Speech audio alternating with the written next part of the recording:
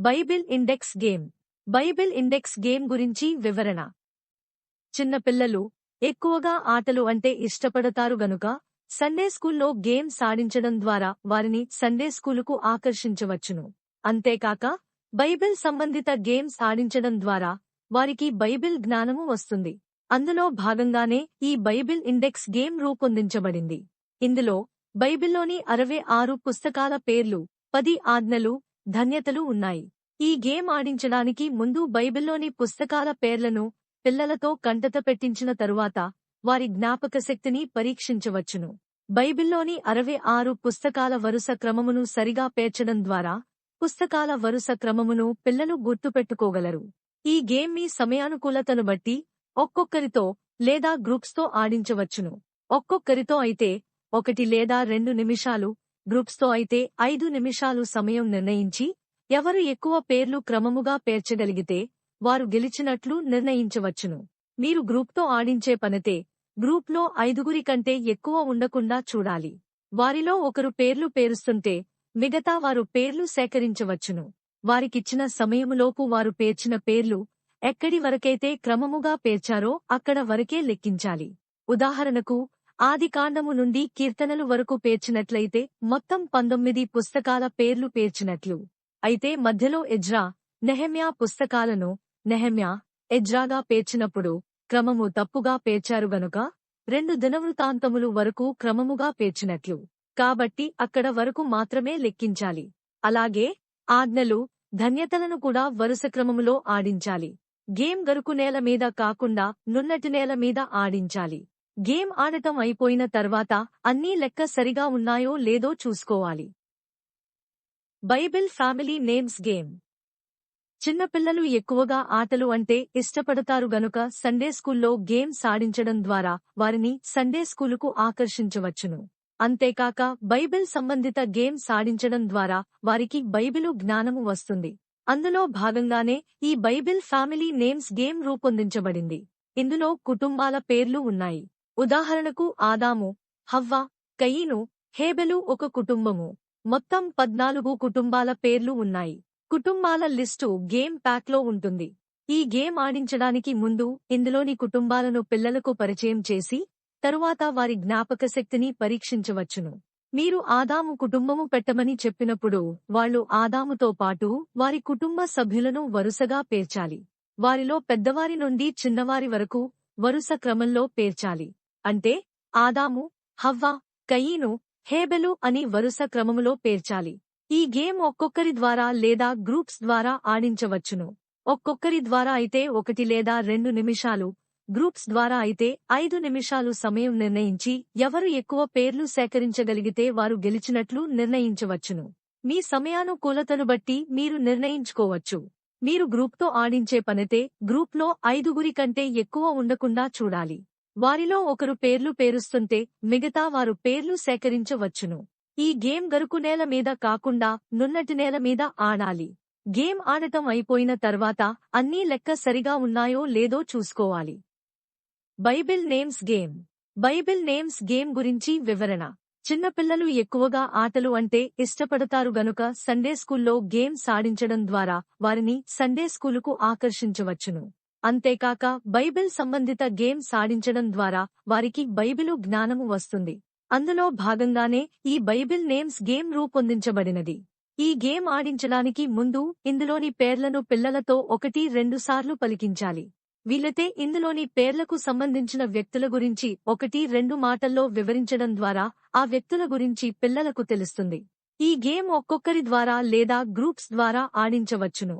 ఒక్కొక్కరి ద్వారా అయితే 1 లేదా 2 నిమిషాలు, గ్రూప్స్ ద్వారా అయితే 5 నిమిషాలు సమయం నిర్ణయించి ఎవరు ఎక్కువ పేర్లు సేకరించగలిగితే వారు గెలిచినట్లు నిర్ణయించవచ్చును. వారు పేర్చిన పేర్లలో సరైన స్పెల్లింగ్ ఉన్న వాటినే లెక్కించాలి. ఉదాహరణకు యెహోషువ పేరును యోహోషువ అని పెడితే తప్పు అవుతుంది. అలాగే హనోకు పేరును హానోకు అని పెడితే తప్పు అవుతుంది. బైబిలులో ఉన్నట్లుగా స్పెల్లింగ్ ఉండాలి. తద్వారా పిల్లలు కరెక్ట్ స్పెల్లింగ్ నేర్చుకుంటారు. ఇందులో 4, 3, 2 అక్షరాల పేర్లు ఉన్నాయి. మీరు పిల్లలతో 4 లేదా 3 లేదా 2 అక్షరాల పేర్లను పేర్చమని చెప్పవచ్చు. లేదా మీరు పేరు చెప్పడం ద్వారా వారు పేరు సేకరించవచ్చును. లేదా వారికి తెలిసిన పేర్లను సేకరించమని చెప్పవచ్చు. మీ సమయానుకూలతను బట్టి మీరు నిర్ణయించుకోవచ్చు. మీరు గ్రూప్తో ఆడించే పనైతే గ్రూప్లో 5 కంటే ఎక్కువ ఉండకుండా చూడాలి. వారిలో ఒకరు పేర్లు పేరుస్తుంటే మిగతా వారు పేరు సేకరించవచ్చును. ఈ గేమ్ గరుకు నేల మీద కాకుండా నున్నటి నేల మీద ఆడాలి. లేదంటే కాయిన్స్ పాడైపోతాయి. కాయిన్స్ నీళ్లలో తడవకుండా చూసుకోవాలి. గేమ్ ఆడటం అయిపోయిన తర్వాత కాయిన్స్ అన్నీ లెక్క సరిగా ఉన్నాయో లేదో చూసుకోవాలి. ఒక్క కాయిన్ పోయినా ఒక పేరు తగ్గుతుంది. పెద్దవాళ్ల పర్యవేక్షణలో గేమ్ ఆడటం మంచిది. ప్రతిసారి ఒకే రకం పేర్లు ఉపయోగించటం వలన పిల్లలకు బోర్ కొట్టకుండా ఉండేందుకు బైబిల్లోని ఎక్కువ పేర్లు తెలుసుకోవాలని పాత నిబంధనలో కొన్ని, కొత్త నిబంధనలో కొన్ని, పౌలు పత్రికలలో కొన్ని, సువార్తలలో కొన్ని సిద్ధపరచటం జరిగింది.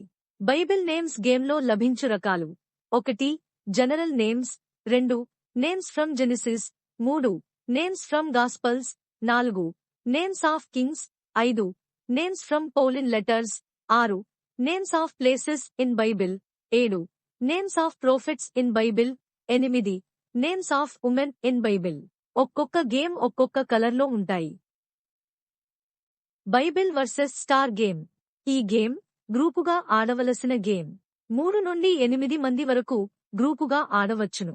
ఈ గేమ్లో 8 రంగుల కాయిన్స్ ఉంటాయి. ఒక్కొక్క రంగుకి 13 కాయిన్స్, 13 అక్షరాల బైబిల్ వాక్యాలతో ఉంటాయి. మీరు నలుగురితో గేమ్ ఆడించాలనుకుంటే 4 రంగుల కాయిన్స్ మాత్రమే వాడాలి. మీరు green, red, yellow, blue coins తీసుకుంటే వాటిని నలుగురికి సమానంగా పంచాలి. అంటే ప్రతి ఒక్కరికి రెడ్ 3, గ్రీన్ 3, ఎల్లో 3, బ్లూ 3 పంచిన తరువాత మిగిలిన వాటిలో ఒక్కొక్క కాయిన్ ఒక్కొక్కరికి 1 చొప్పున ఇవ్వాలి. అందరికీ తలా 13 కాయిన్స్ వచ్చాయో లేదో సరి చూచుకున్న తరువాత గేమ్ ప్రారంభించాలి. వారి దగ్గరున్న 13 కాయిన్స్లో వారు ఒక రంగు ఎంచుకుని, వారి దగ్గరున్న 13 కాయిన్స్ వారు ఎంచుకున్న రంగు వచ్చే వరకు ఎడమ వైపు వారి దగ్గర ఒక కాయిన్ తీసుకుని, వారు ఎంచుకున్న రంగు కాకుండా మిగతా రంగు కాయిన్స్లో ఒకటి, వారి కుడిప్రక్క వారికి ఒక కాయిన్ ఇవ్వాలి. అలా ఎవరో ఒకరు అన్ని కాయిన్స్ ఒకే రంగు సేకరించే వరకు గేమ్ కొనసాగుతూ ఉంటుంది. ఎవరైతే అన్ని కాయిన్స్ ఒకే రంగు ఉన్నవి ముందుగా సేకరిస్తారో వారు స్టార్ అని చెప్పాలి. తరువాత ఆ 13 కాయిన్స్ మీద ఉన్న అక్షరాలను క్రింద సరైన క్రమంలో పేర్చి దానిలో ఉన్న వాక్యము యొక్క రెఫరెన్స్ చెప్పాలి. రెఫరెన్స్ చెప్తే అప్పుడు మాత్రమే వారు గెలిచినట్లు నిర్ణయించవచ్చును. అంతటితో గేమ్ ముగుస్తుంది. ఒకవేళ రెఫరెన్స్ చెప్పలేకపోతే మిగతా ముగ్గురితో గేమ్ కొనసాగించవచ్చు. ఈ గేమ్ గరుకు నేల మీద కాకుండా నున్నటి నేల మీద ఆడాలి. లేదంటే కాయిన్స్ పాడైపోతాయి. కాయిన్స్ నీళ్లలో తడవకుండా చూసుకోవాలి.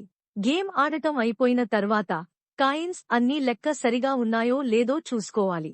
ఒక్క కాయిన్ పోయినా ఆ రంగు కాయిన్స్ ఉపయోగించటానికి వీలుపడదు. పెద్దవాళ్ల పర్యవేక్షణలో గేమ్ ఆడటం మంచిది. Bible names prediction game. ఈ బైబిల్ నేమ్స్ ప్రిడిక్షన్ గేమ్లో రెండు వైపులా బైబిలు పేర్లతో కూడిన 6 కార్డులు ఉంటాయి. మొత్తం 6 కార్డులలో ఏదైనా ఒక కార్డును నంబర్సు లేని వైపు చూపించి ఒక పేరును మనసులోనే ఎన్నుకోమని చెప్పాలి. వారు పేరు ఎన్నుకున్న కార్డును పక్కన పెట్టి మిగిలిన 5 కార్డులను ఒకదాని తర్వాత ఒకటి చూపించి వారు మనసులో ఎంచుకున్న పేరు వారికి చూపించిన కార్డులో ఉన్నదా లేదా అని అడగాలి. ఏ కార్డులో అయితే వారు ఎంచుకున్న పేరు ఉందని చెప్తారో ఆ కార్డులను వారు మొదటగా పేరు ఎంచుకున్న కార్డుతో కలిపి పక్కన పెట్టాలి. వారు ఎంచుకున్న పేరులేని కార్డులను వేరుగా ఉంచాలి. ఒకవేళ ఒక కార్డులో పేరు ఉన్నా కూడా వారు సరిగా గమనించక లేదు అని చెప్తే తప్పు అవుతుంది. కనుక జాగ్రత్తగా చూడమని చెప్పాలి. వారు పేరు ఎంచుకున్న కార్డుల వెనుకవైపు ఉన్న నంబర్లలో మొదటి వరుసలోని మొదటి అంకెలను లెక్కిస్తే వారు ఎంచుకున్న పేరు ఏమిటో తెలుస్తుంది. పిల్లలను పేరు ఎంచుకునమని చెప్పేటప్పుడు నంబర్లు లేకుండా పేర్లు మాత్రమే ఉన్నవైపు చూపించాలి. మొత్తం 6 కార్డులలో ఒక్కటి పోయినా గేమ్ ఉపయోగించడానికి వీలు కాదు. కాబట్టి 6 కార్డులను జాగ్రత్తగా ఉంచాలి. వీలైనంత వరకు కార్డులను పిల్లల చేతికి ఇవ్వకుండా ఉండటం మంచిది. గేమ్ మీకు అర్థం కాకపోతే మాకు 9440217726 నంబరుకి ఫోన్ చేసి తెలుసుకోగలరు. Bible quiz game. Sunday school పిల్లలకు బైబిల్ జ్ఞానమును పెంపొందించుటకు ఈ బైబిల్ క్విజ్ గేమ్ రూపొందించబడింది. ఈ గేమ్లో పాల్గొనటం ద్వారా పిల్లలు బైబిల్ చదువుటకు ఎక్కువ సమయం వెచ్చించవలసి ఉంటుంది. తద్వారా బైబిల్ జ్ఞానము రావటమే కాకుండా దేవుని అందలి భయభక్తులుగా జీవించగలుగుతారు. సండే స్కూలు ముగింపులో బైబిల్ చదవగలిగిన ప్రతి ఒక్కరితో ఒక్కొక్క కార్డు తీయించి వారికి వచ్చిన కార్డులోని కథకు సంబంధించిన ఒక ప్రశ్నకు తదుపరి సండే స్కూల్లో సమాధానం చెప్పాల్సి ఉంటుంది. కాబట్టి ఆ కథను ఇంటి దగ్గర చదవమని చెప్పాలి. ఒక పేపరు మీద వారి పేర్లు వ్రాసి, వారు తీసిన కార్డు మీద సంఖ్య, వారి పేరు ఎదురుగా వ్రాసి కార్డులు మరలా బాక్సులో పెట్టాలి. ఈ బైబిల్ క్విజ్ కార్డులను VBS మరియు వివిధ సందర్భాలలో ఉపయోగించవచ్చును. పిల్లలను గ్రూప్స్గా విభజించి బైబిల్ క్విజ్ నిర్వహించవచ్చు. కార్డు వెనుక ఉన్న ప్రశ్నలను పిల్లలు చూడకుండా జాగ్రత్త పడాలి. ఈ విధంగా ప్రతి వారం చేయడం వలన పిల్లలకు బైబిలులోని కథలు తెలియటమే కాకుండా వారికి బైబిల్ జ్ఞానం వస్తుంది. Animals and birds in Bible game. Sunday school పిల్లలకు బైబిలు జ్ఞానమును పెంపొందించుటకు ఈ animals and birds in Bible game రూపొందించబడింది. ఈ గేమ్లో పాల్గొనటం ద్వారా పిల్లలు బైబిల్ చదువుటకు ఎక్కువ సమయం వెచ్చించవలసి ఉంటుంది. తద్వారా బైబిల్ జ్ఞానము రావటమే కాకుండా దేవుని అందలి భయభక్తులుగా జీవించగలుగుతారు. సండే స్కూలు ముగింపులో బైబిలు చదవగలిగిన ప్రతి ఒక్కరి ద్వారా ఒక్కొక్క కార్డు తీయించి వారికి వచ్చిన కార్డులోని సందర్భము లేదా రెఫరెన్స్కు సంబంధించిన ఒక ప్రశ్నకు తదుపరి సండే స్కూల్లో సమాధానం చెప్పాల్సి ఉంటుంది. కాబట్టి ఆ సందర్భము లేదా రెఫరెన్సును ఇంటి దగ్గర చదవమని చెప్పాలి. ఒక పేపరు మీద వారి పేర్లు వ్రాసి, వారు తీసిన కార్డు మీద సంఖ్య, వారి పేరు ఎదురుగా వ్రాసి కార్డులు మరలా బాక్సులో పెట్టాలి. ఈ animals and birds in Bible కార్డులను VBS మరియు వివిధ సందర్భాలలో ఉపయోగించవచ్చును. పిల్లలను గ్రూప్స్గా విభజించి క్విజ్ నిర్వహించవచ్చు. ఈ విధంగా ప్రతి వారం చేయడం వలన పిల్లలకు బైబిలులోని కథలు తెలియటమే కాకుండా వారికి బైబిలు జ్ఞానం వస్తుంది. Heaven and hell memory verses game. ఈ heaven and hell memory verses game ఆడటానికి ముందే ఇందులో ఇవ్వబడ్డ వాక్యాలన్నీ నేర్చుకుని ఉండాలి. ఈ గేమ్ 2 నుండి 4 ఆడవచ్చును. ఈ గేమ్లో ఒక డైస్ మరియు 4 టోకెన్స్ ఉంటాయి. ఈ గేమ్ ఎంతమంది ఆడతారో అన్ని టోకెన్స్ మాత్రమే ఉపయోగించాలి. 100వ గడి దగ్గరకు వచ్చినవారు ఎవరైతే అక్కడ ఉన్న వాక్యములను చెప్తారో వారు గెలిచి పరలోకమునకు వెళ్ళినట్లు, చెప్పలేకపోతే నరకమునకు వెళ్ళినట్లు చెప్పవచ్చును. గేమ్ ఎలా ఆడాలో దాని గురించి సమాచారము గేమ్ బాక్స్లో ఉండే బుక్లెట్లో చూడవచ్చు. ఈ గేమ్ పెద్దవాళ్ల పర్యవేక్షణలో ఆడించాలి. ప్రభువునందు ప్రియులారా, పరలోకరాజ్యమునకు వారసులైన చిన్న బిడ్డల పరిచర్య పట్ల మీరు ఆసక్తి కలిగియున్నందుకు ప్రభువు నామమున మీకు వందనములు. ఈ చిన్నవారిలో ఒకడేనను నశించుట పరలోకమందున్న మీ తండ్రి చిత్తము కాదు అని ప్రభువైన యేసుక్రీస్తు మత్తయి 18:14లో చెప్పాడు. అంటే చిన్న బిడ్డలు నశించిపోకుండా వారిని దేవుని యొద్దకు నడిపించడం పరలోకమందున్న మన తండ్రి చిత్తము. అలా పిల్లలను దేవుని దగ్గరకు నడిపించేవారు తండ్రి చిత్తమును నెరవేర్చిన వారు అవుతారు. సండే స్కూలులో పిల్లలకు బైబిలు కథలు, యాక్షన్ సాంగ్స్, ప్రార్థించుట, కంటత వాక్యాలు మొదలైనవి నేర్పించాలి. అలాగే క్రమశిక్షణ నేర్పించాలి. దేవుని అందలి భయభక్తులు, తల్లిదండ్రులకు విధేయులై వారిని ప్రేమించుట, పెద్దలను గౌరవించటం వారికి నేర్పించాలి. అప్పుడు దేవుడు చెప్పినట్లు బాలుడు నడువవలసిన త్రోవను వానికి నేర్పుము, వాడు పెద్దవాడైనప్పుడు దాని నుండి తొలగిపోడు అన్న వాక్యాన్ని నెరవేర్చిన వారమవుతాము. చాలా సంఘాల్లో సండే స్కూలు జరుగుతుంటుంది. ఏదో జరపాలి కాబట్టి అన్నట్లుగా మొక్కుబడిగా సండే స్కూలు నిర్వహిస్తుంటారే తప్ప పిల్లలు ఖచ్చితంగా దేవునిలో ఎదగాలి, బైబిల్ జ్ఞానం సంపాదించాలి, క్రమశిక్షణలో పెరగాలి అని సండే స్కూలుకు అత్యంత ప్రాధాన్యతనిచ్చే సంఘాలు చాలా తక్కువగా ఉంటాయి. సంఘారాధనకు ఇచ్చినంత ప్రాధాన్యత సండే స్కూలుకు ఇవ్వడమన్నది ఎక్కడా జరగదు. అందుకు కారణం సండే స్కూలుకు పిల్లలను ఆకర్షించడం కష్టంగానూ, ఖర్చుతో కూడుకుని ఉండటం.